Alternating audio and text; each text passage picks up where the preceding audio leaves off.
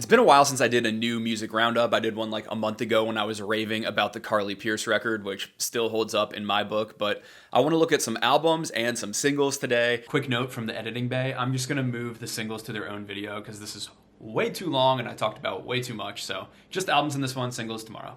I can't get to everything because I'm one dude, and in 2021 I released myself from the pressure to listen to every single thing because I was starting to just feel too much pressure and resent the music, but I'm getting to as much as I can, and it's all timestamped in this video, and let's check it out. First up, I want to mention Midland's Sonic Ranch.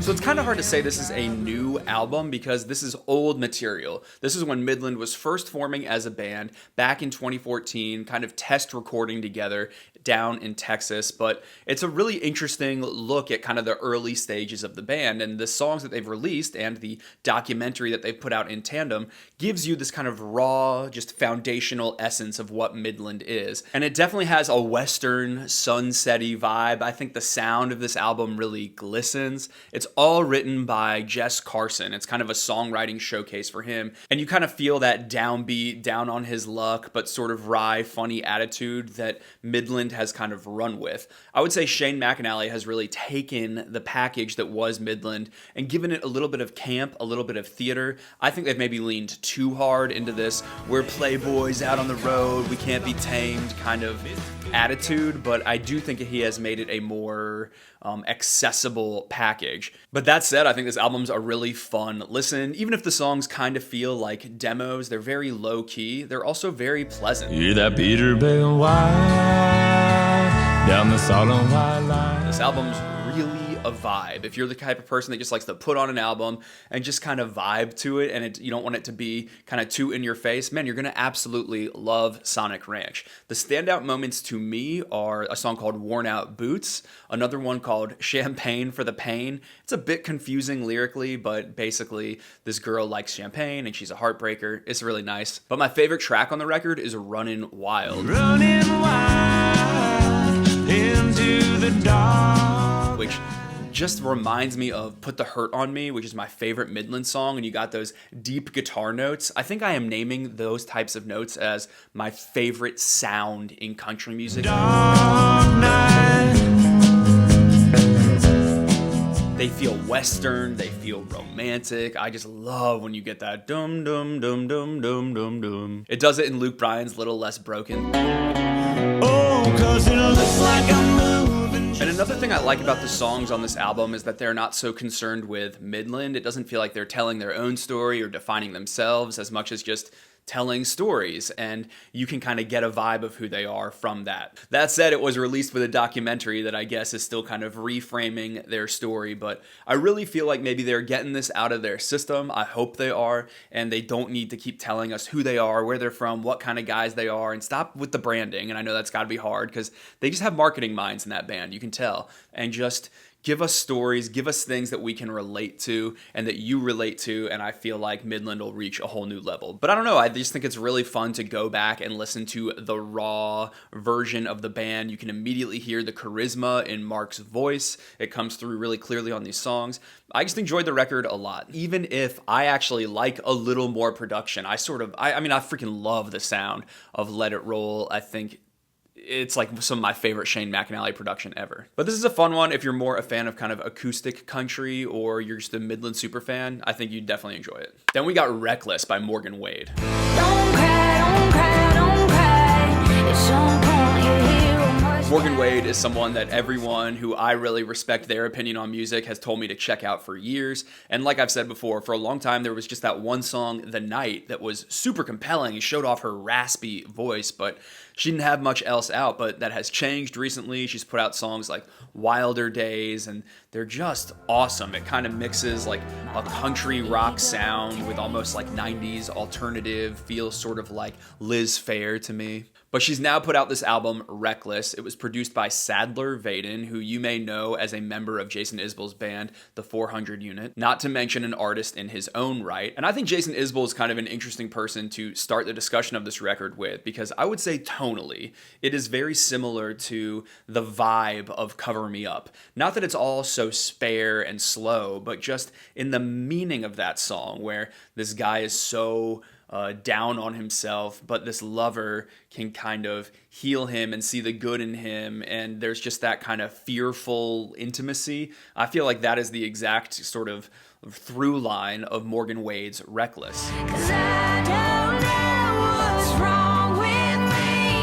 You came along. She's pretty hard on herself, and she sings about addiction and sobriety, but I also think in the same vein, she's pretty honest with herself and pretty honest how she is craving affection. There's a lot of moments where she just kind of wants to end up in this guy's bed, or on kind of, I think, the melodic standout of the record, lay me down on the floor of the kitchen, she says on the song Take Me Away. She lay me down on the floor in the kitchen, show my angry heart what I've been missing. And there's a little bit of that tone of like One Night Standards by Ashley McBryde, or I May Hate Myself in the Morning, but I'm Gonna Love You Tonight by Leanne Womack, where there's some regret built into her romance. The sound of this record is really focused. I think Sadler did a really good job. Maybe it sounds a bit one note at times, like a lot of songs are the same kind of tone, and so when you get something like Last Cigarette, I actually do think it kind of breaks up the sound of the record in a good way. You could say the same about Wilder Days. I wish you know you in your wild days. But when it comes to Morgan Wade, what you really want to hear is her voice. And I feel like that's captured so well. There's a ton of conviction in it. Like I said, there's that rasp and kind of a vulnerability in it all at once. It's just a super complex sound. And I feel like it really works with her reflective writing style. She sings a lot about the tattoos she's covered her skin with and her own bad decision making on songs like Mend. Oh, I really love the song Met You. That's the album closer. It kind of reminds me of Forgetting You by Cam. I just think it's a really cool record. Like I said, my favorite song is probably Take Me Away. That sticks in my head and it feels sexy, wrong, cool. I just really like it. Then I want to talk about Ian Munsick's Coyote Cry. There ain't no hurry. We got plenty of days left. I definitely would have called this Coyote Cry had I not heard other people say the name of it out loud, because you know, in my mind, that's called a coyote. I came into this Ian Munsick record having heard about Ian Munsick for years, but I gotta say I was super stumped when I encountered it, because the people that recommend Ian Munsick to me tend to have a little bit snobbier of music taste. They tend to be more like a fan of the spare singer-songwriter, folksy Americana vibe, and so I went into this record kind of expecting that, and what I got was not that at all. This album is extra in every way. Hey, honey, it's about time to settle on down in mountain time. It's very Western in some ways, but then very Nashville and even like a little bit trappy sometimes in other ways. And I was just thrown for a loop by that. I didn't know how to wrap my mind around it. I was like, man, this album makes me want to go to like Vegas. But then at the same time,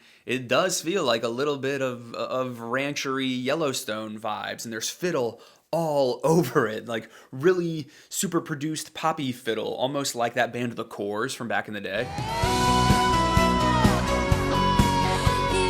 I've never actually seen a Coyote Ugly bar in real life, but I feel like this album would play really well in Coyote Ugly. Sipping from a Dixie, wishing it would fix me. So I listened to kind of wrap my mind around what I think about it, and what I ended up thinking about it is that, yeah, there are still some songs on here I don't love, but I think on the whole, it's a super innovative, smart, interesting record. I feel like I've learned a lot about Ian while listening to this record over and over again. He's from Wyoming, he played in a family band, he naturally has an extremely high voice. It kind of reminds me of Justin Timberlake, to be honest, which I think kind of makes it work on some of his more R&B-ish tendencies. It's only right that you should. But I think this album really soars the most when he is reflecting on where he's from. Songs like Mountain Time, where you get almost that little like, that little like high yodely kind of thing that feels so mountainy. On Long Haul, where he talks about like where the coyotes cry. I love that. I love that imagery. One of my favorite things about country music is the sense of place that it gives you. I think Humble is my overall favorite song on the record.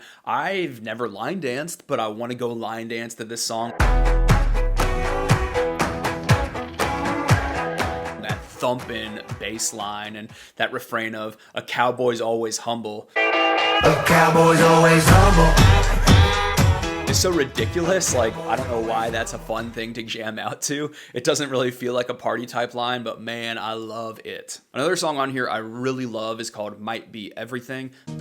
His dad said he was a vet in Vietnam.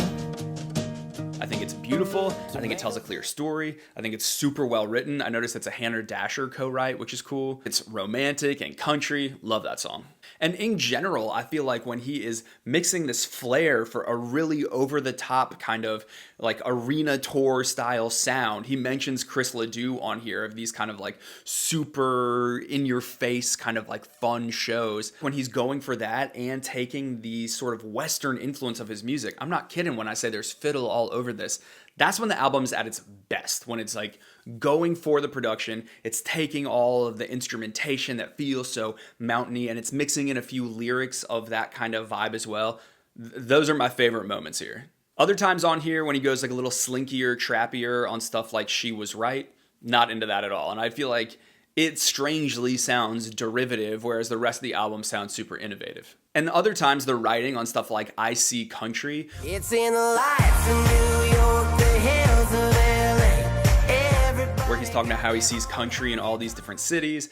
I appreciate the sentiment, but I feel like it's very broad. It kind of feels like that shopping mall corporate vibe where we're trying to please everybody here. When I think the stuff that's very specific to him and to Wyoming, man, that's the stuff that really transcends and feels strangely more universal to me. Y'all know I try to keep my distance from artists, but when I posted on my Instagram story that I've been listening to this record and was kind of confused by it on first listen, Ian actually showed up in the direct messages and said, it's a different kind of country, but so is Wyoming. And because then we had already had an exchange, I was like, well, hey, I'm having trouble describing this record. Why don't you tell me what you think Wyoming music's like? So I want to read you guys his response. Wyoming's different, man. The least populated state in America, the cowboy state. It breeds a certain type of work ethic and respect for the land, and that's a big piece of my sound.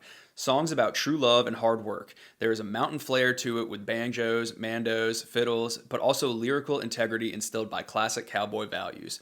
Being a 90s baby drew me to so many different genres for inspiration, hence the drum programming and occasional 808 drops, but at the end of the day, I'll always go back to my roots. Modern Western bangers and ballads. That's probably the simplest way of putting it. And I think he nailed it. I think that is what I'm hearing here. And generally, when I'm stumped by a record, that's a good thing. That means you're trying something new. You're doing something different. And at a certain point, I was like, why am I being so resistant to this clearly compelling sound? I mean, I've listened to this record 4 times now trying to figure it out. And I think making the video about Canada and just being curious about this other type of music has kind of reminded me that that's such a nice way to go into music, to be a little bit curious about it. So I don't know. I don't think this record's perfect. I think it's a little bit messy, but yeah, it's awesome to hear these pumped up rockin' fiddles, banjos, mandolins, to hear that mountain sound and to have it turned into this strange commercial enterprise. It gives me those Vegas vibes. It's a barn stompers. It's just interesting. That's all I can say. It feels like a cop-out to say a record's interesting, but it's interesting. And Humble is my jam. Humble is going to be like my Tequila Little Time of 2021.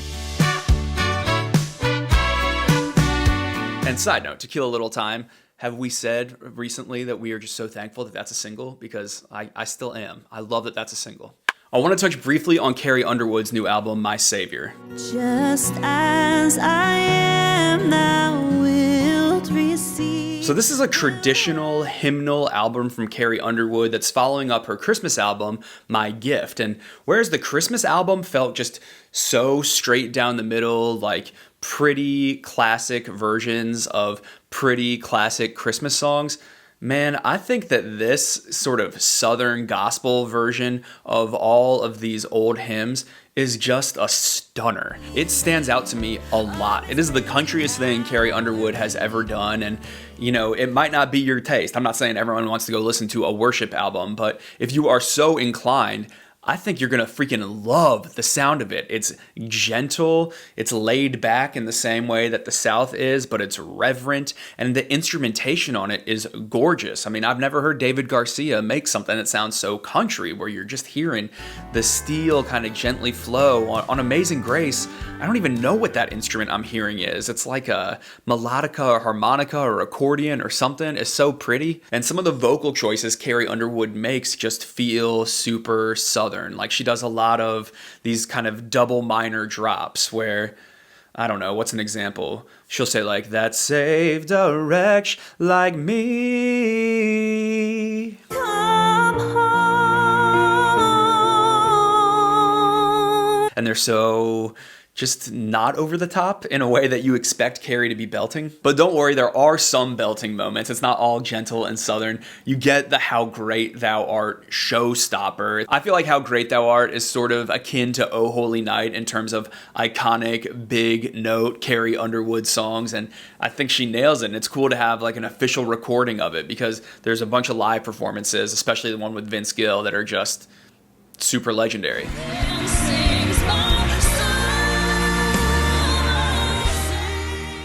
And sometimes you get like kind of funkier, bluegrassier stuff like Victory in Jesus, which kind of saunters about and uses the word plunged. He plunged me to victory. Like Jesus plunged me to victory beneath the cleansing flood. What a cool lyric. I mean, these are all not things that she's written. These are standards. Anyway, I like that. Plunged. That's I haven't done one of these in a while, but plunged, that's a good word alert.